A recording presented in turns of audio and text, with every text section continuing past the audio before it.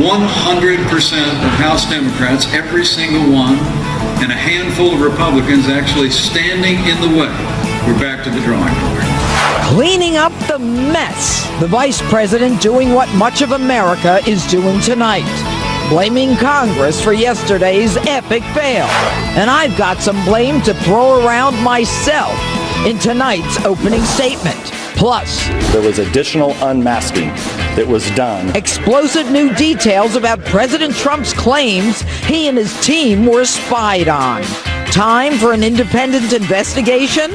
I'll speak live with an expert. And later... Can't rely on those Republicans, huh? No, I did not say that.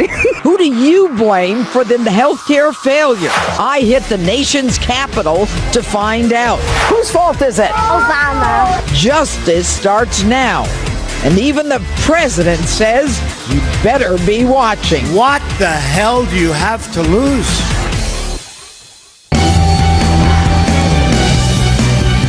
Hello and welcome to Justice, live tonight from our nation's capital. I'm Judge Jeanine Pirro. Thanks for being with us. My opening statement. Paul Ryan needs to step down as Speaker of the House. The reason? He failed to deliver the votes on his health care bill, the one trumpeted to repeal and replace Obamacare, the one that he had 7 years to work on, the one he hid under lock and key in the basement of Congress, the one that had to be pulled to prevent the embarrassment of not having enough votes to pass. But this bill didn't just fail. It failed when Republicans had the House, the Senate, the White House. And the timing? It failed within the first 70 days of President Donald Trump's administration. A president who made replacement of Obamacare the hallmark of his campaign, and then used valuable political capital to accomplish it. You know, Americans elected the one man they believed could do it, a complete outsider, someone beholding to no one but them. And Speaker Ryan, you come in with all your swagger and experience, and you sell him a bill of goods, which ends up a complete and total failure. And you allow our president, in his first 100 days, to come out of the box like that? Based on what? Your legislative expertise, your knowledge of the arcane ins and outs of the bill writing process, your relationships, what, your drinks at the Hay Adams with your pals? Folks, I want to be clear. This is not on President Trump. No one expected a businessman to completely understand the nuances, the complicated ins and outs of Washington and its legislative process. How would he know which individuals upon whom he would be able to rely? Many of them friends and establishment colleagues of Speaker Ryan. You, on the other hand, Speaker Ryan, know very well who are the 15 hardliners, the 10 moderates, and all the other ones. You, of course, know their demands. And if you didn't, why didn't you? Some of them actually shut down the government over Obamacare, and you couldn't figure out what you needed to do to get their support? You knew no Democrat was going to support it, and that you would have to rely on Republicans. How could you possibly misjudge this? And where was the whip Scalise in all of this? How tough a lift was this? And why start with this if you're not sure you've got the votes? Now, I certainly have not spoken with the president about any of this, but I can only imagine that he and his aides took on health care because they believed you had his back, and you didn't. You didn't even test the waters. You had no consensus. And I hate it when Schumer and Pelosi get to beat their drums and talk about what a great day it is for America that President Trump failed, when even they know that Obamacare is a total disaster. The president, on the other hand, is handling this with dignity. And he doesn't seem to want to criticize you, saying this. I want to thank Paul Ryan. He worked very, very hard. I will tell you that. Mr. President, all reports are that you wanted to handle the tax cuts first, but that Ryan convinced you to go with health care. If that's the case, not only has he hurt you with his health care debacle, but the ripples that will hurt you as you try to overhaul the tax code will come back at you. The Freedom Caucus, feeling emboldened by their win with this health care failure, will now dig their heels in on the tax cuts. Ryan has hurt you going forward, and he's got to go.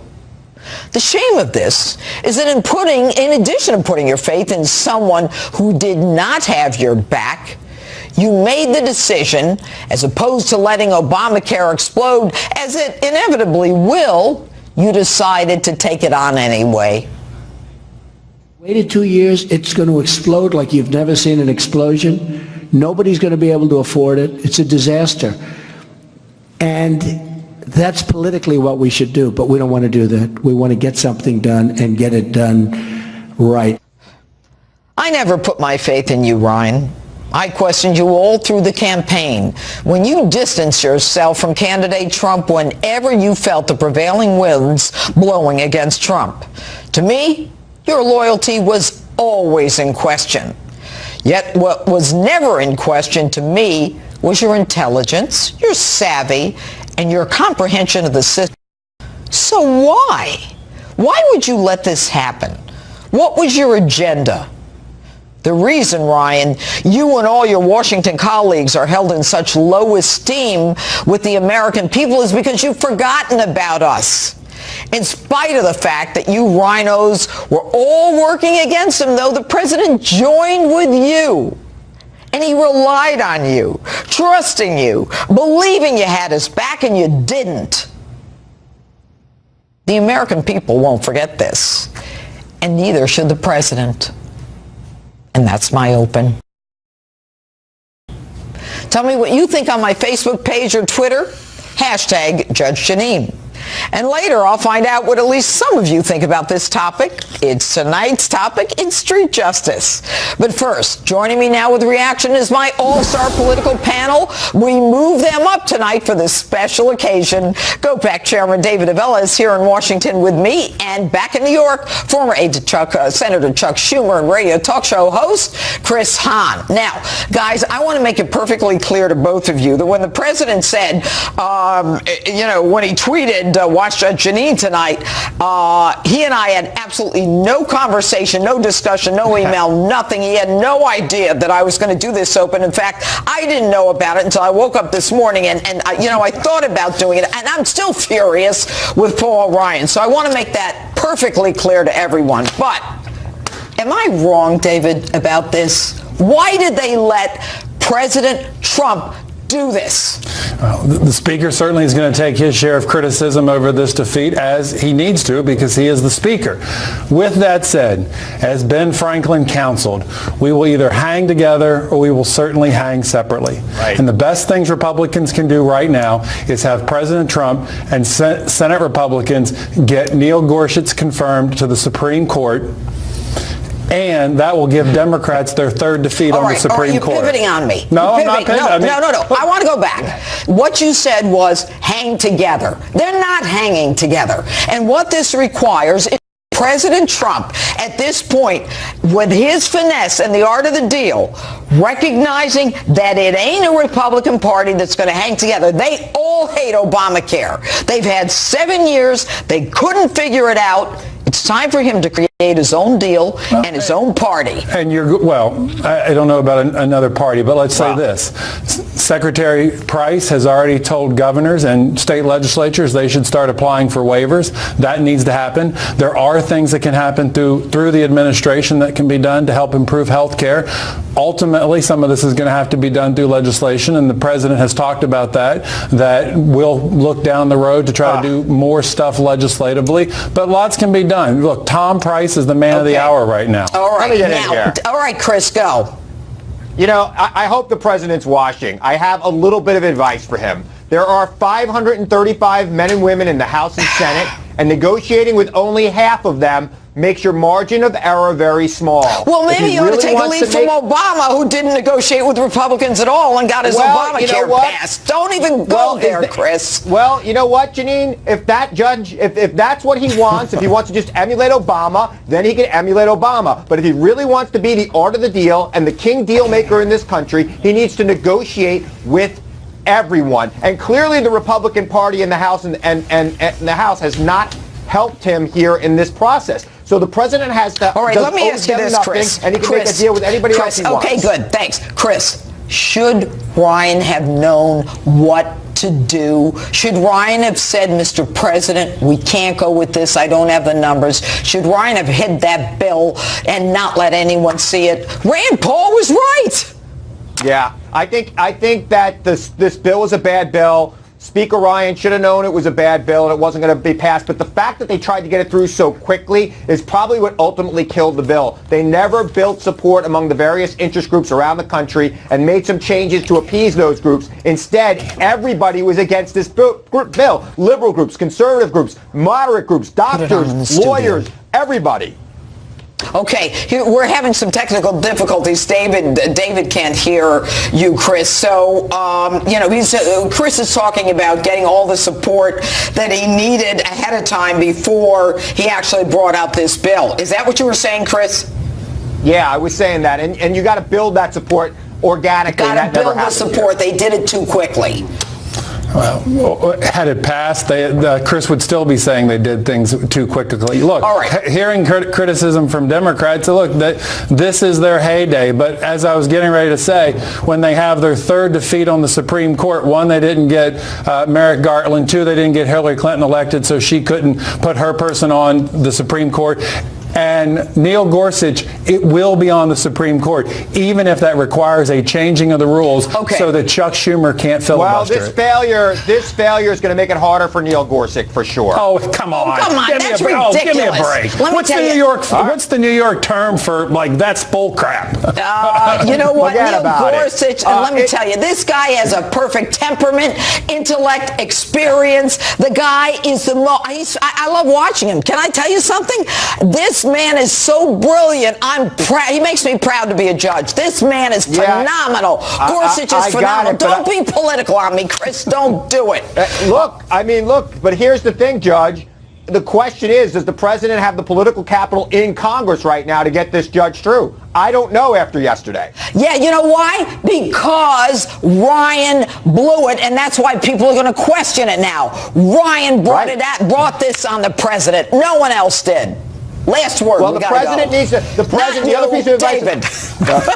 Last word. Judge, we have a lot of work to get health care going forward. It's going to have to happen at the state level right now. No, it's going to implode and we'll start all over again. We got 68 of 99 state legislatures, 33 Republican governors. Look at what states are going to do. Okay, good. All right, David, Chris, talk to you next week, I'm sure. Talk to you next time. Okay. And Deputy Assistant to the President, Sebastian Gorka, is still on deck here tonight in Washington. But next, the House Intel chair out this week with new details on Trump wiretapping allegations. A former Department of Justice national security lawyer is here with me live to break down what all this means to the investigation and the president. And later, while I was here, I hit the streets of the nation's capital to find out what you think about the health care bill, the Republicans and Democrats, and who's to blame. Even I couldn't believe some of the answers. Justice rolls on in a moment. The health care bill died. Whose fault is it? Obama's.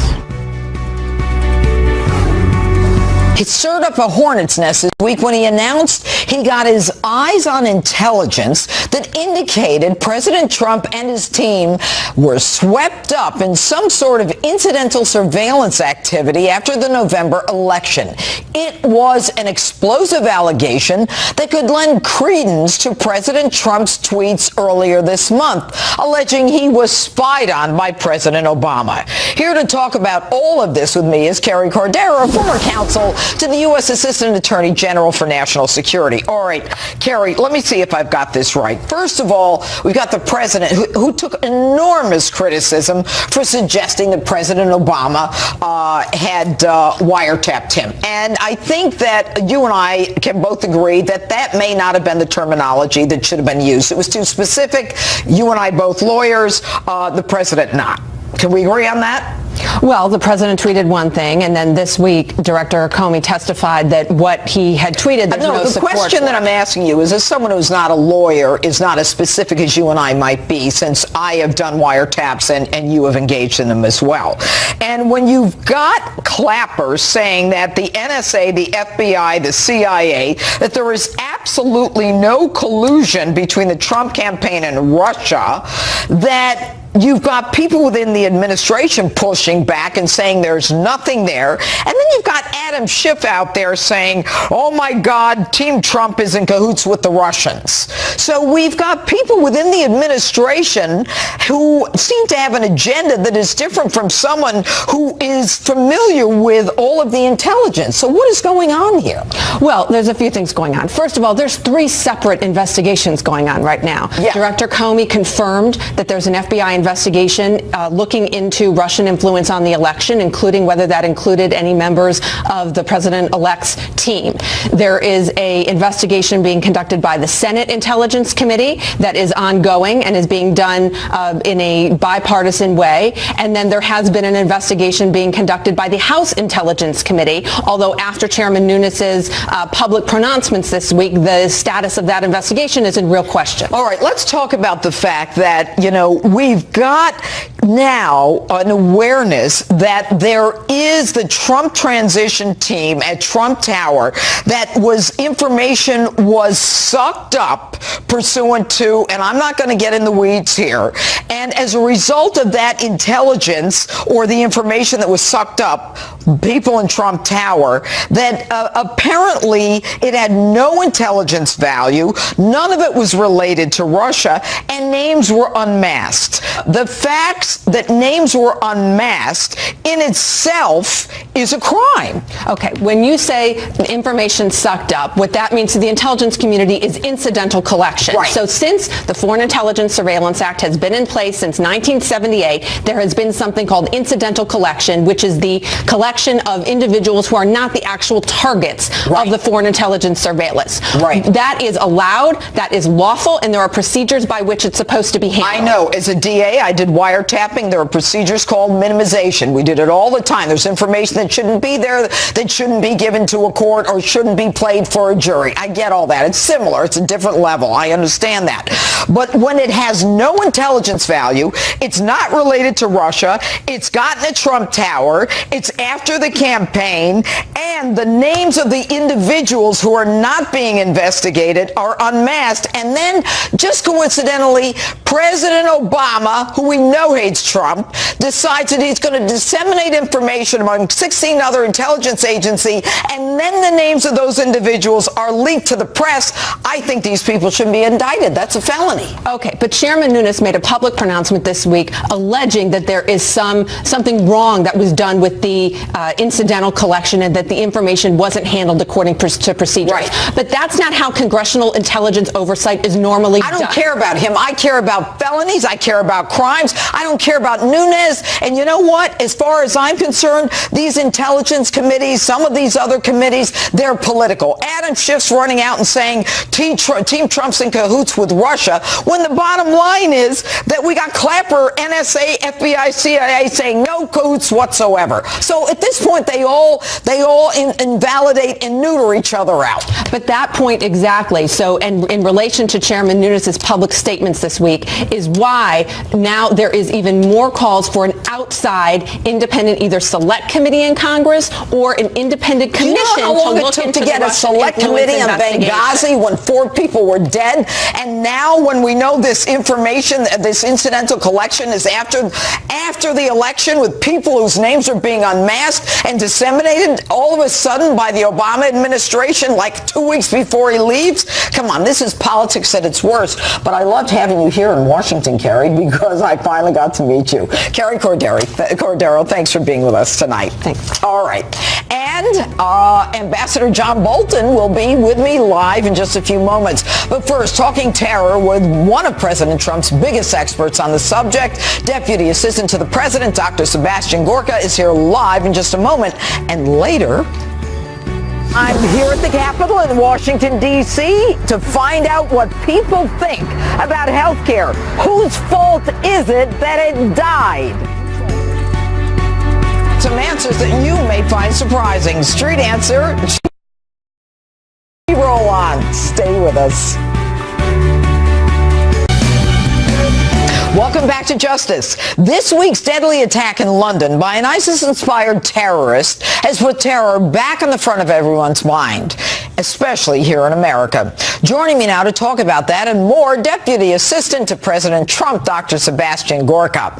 All right, Doctor, not only did this bring ISIS and the terrorist problem back on everyone's mind, but it seemed that coinciding with that this week, that there is a new regulation, and I remember just looking at the news and saying, oh my goodness, and we've got all of these new measures that seem to be created this week, the White House, apparently TSA, where they're changing the rules about what laptops and what can be brought on airplanes. What's going on and why? Right. So, Judge, it's not specific intelligence, but the president, because his primary responsibility is to the safety of Americans, has said that we have certain information regarding certain airports in the Middle East, plus also Turkey and the Gulf, where you are no longer allowed to take larger electronics onto the cabin with you. They have to be checked. We're not going to go into the details of what exactly we know and potential plots. The fact is that there is always the catch-up game. So good counterterrorism is not reactive, it's preventative. Look at the last 16 years from 9/11. First it's box cutters and mace, then it goes to what? It goes to shoes, right? A month later, then it goes to the liquid bomb plot in 06. Remember the printer cartridge? It's always, can we out-imagine the terrorists? And now we're closing the gate before the attack. I love that. I love the fact that we are being almost preemptive. As opposed to figuring out or getting hit with something like it's a shoe bomb or this one or that one. But the intelligence that we get, Americans, I don't think really comprehend what we do in the Middle East, what, CIA and what some of our covert operators are doing over there to find this stuff out and how much danger they're in every day to get the information that they're getting. But, I remember hearing on one of the reports that in some of the battery areas and some of the laptops that they can put certain things in there that can exactly. explode. No, you nailed it. So it's to do with those larger batteries, lithium batteries. So clearly you've been following these issues, but you're absolutely right. So the issue here is all of these things are connected, whether it's the technology, whether it's the larger electronics, whether it's the executive order on the temporary moratorium on immigration. The president's very clear about this. We're not going to wait until the attack occurs. It's too late. We want to stop it before it occurs. But that is for people coming from that part of the world. Right. It's not for us. It's not for people leaving from JFK and O'Hare, LAX. It's people coming here. People coming here on flights that are originating there and coming to the United States. But you know what doesn't make sense? I'll tell you what. Not that I know, but if I'm at LAX and I'm flying to JFK, what difference does it make? I can put one of those laptops and use that and create havoc over here. But look at, for example, why we did that executive order on immigration from specific countries, from those 7 countries originally, then the 6, because we're looking at the threat now and what we expect in the future. The president was clear. We're going to obliterate ISIS. You remember the words he used? Believe that. So we're going to wipe them off the face of the earth. But of course, before we get all of them, what's going to happen? Some of them, like the cockroaches, when you switch the light on, they're going to scurry. We want to stop them coming here. So it's not the person flying from LA to New York that's the threat. It's that ISIS recruit who's traveling out of Mosul, out of the Middle East, out of Syria, gets into Turkey, but then, Doctor, and comes here. let's talk about the kid or the guy in London. Yes. Okay. He was born in London. He was a convert, yes. And he was a convert. Correct. So he can decide, I'm going to kill all these people today. The same can happen in the United States. They can decide, I'm going to use a laptop, it's a good idea, and go to New York. That's why the measures that, for example, the NYPD developed in the last 16 years are so incredibly important. In America, the primary source of this kind of intelligence is human intelligence. We need the sources, the covert sources. You know better than anybody else, right? Yes, indeed. Yes, indeed. NYPD, we love you. And Dr. Gorka, good to see you again. Thank you, Judge. Thank you. And we're going to continue this conversation in a moment with former U.S. Ambassador to the UN, John Bolton. Welcome back to Justice. With me is the former United States Ambassador to the UN, John Bolton. Ambassador, thanks for being here. Okay, when Dr. Gorka was here, he talked about the fact that, they're starting to move out, that we're squeezing ISIS, and I think a week ago there were more than 10,000 Americans over there. Syria, Iraq, Mosul in Iraq, Raqqa in Syria, and we're going to defeat them. I truly believe it. Donald Trump is right. He's true to his word. We're gonna squash them. Well, I think what's happening now is that the Trump review of military options, the pace has begun to pick up. You can see some changes in strategy already, because what the president said during the campaign was we needed to destroy ISIS, not ultimately, as Barack Obama said, but as soon as possible. And the reason for that is if we can destroy their base of operations in Syria and Iraq, we can prevent or at least substantially impede their recruiting and deploying terrorists into Western Europe and the United States. But I think clearly every day that goes gives them more time to do that. And I think what they're going to do is try and get out of Raqqa, get out of Mosul. And where are they headed? And go to some other anarchic place in the region, like Libya, like Yemen, possibly. But they're also going to step up their attacks in Western Europe and the United States to show the Islamic world that even though they're being defeated by conventional military means in Iraq and Syria, they can still cause death and destruction in the West. And I think it's at least possible that this attack in London last week was the first of this kind of demonstration. I mean, the symbolism of a terrorist attack, literally in the shadow of Big Ben, just can't be underestimated, and it leads you to wonder whether the next one is going to be somewhere in the United States, maybe even here in Washington. All right, so you believe that ultimately, and we've all believed that ultimately that they're going to end up over here, but the starburst that Dr. Gorka was talking about just as you were coming in, where their ultimate game is to be over here. It doesn't necessarily mean that they're coming from over there to here, but that they're going to get the lone wolves to react over here. Well, I think it's important to have in mind that in the case in London, although all the reporting talked about being one person driving the SUV, one person with the knife, the British authorities have already arrested 8 other people for questioning. So it may well be we're going to learn there was a support network. It may be one person who's the actor who causes the death and tragedy, but he's supported by, planned out, and assisted by others.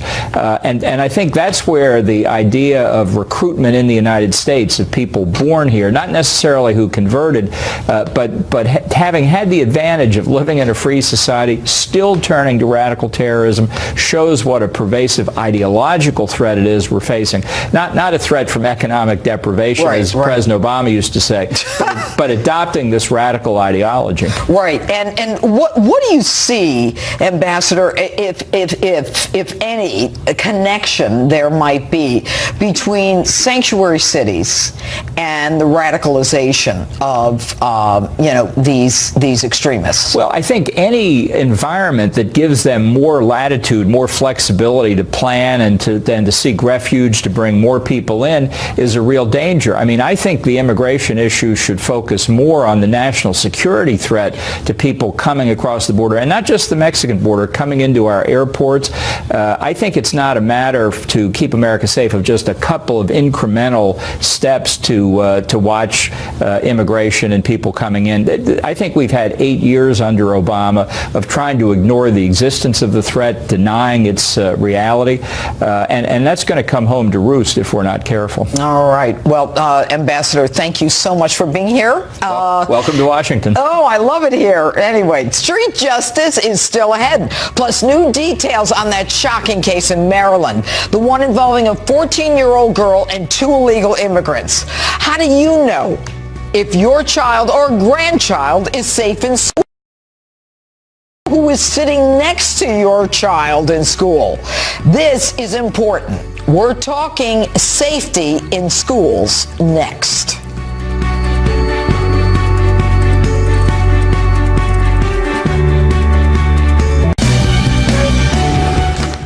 The shocking case of a 14-year-old girl allegedly raped by 2 illegal immigrants in a Maryland school got me thinking. Do you know who's in school with your children?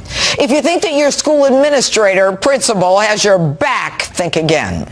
Joining me now is Chester County, Pennsylvania Sheriff Bunny Welsh, and from the town of Lynn, Massachusetts, the Mayor Judith Flanagan Kennedy. All right, I'm going to start with the sheriff. We don't have a lot of time, and I'm going to bring you both back because I love this issue.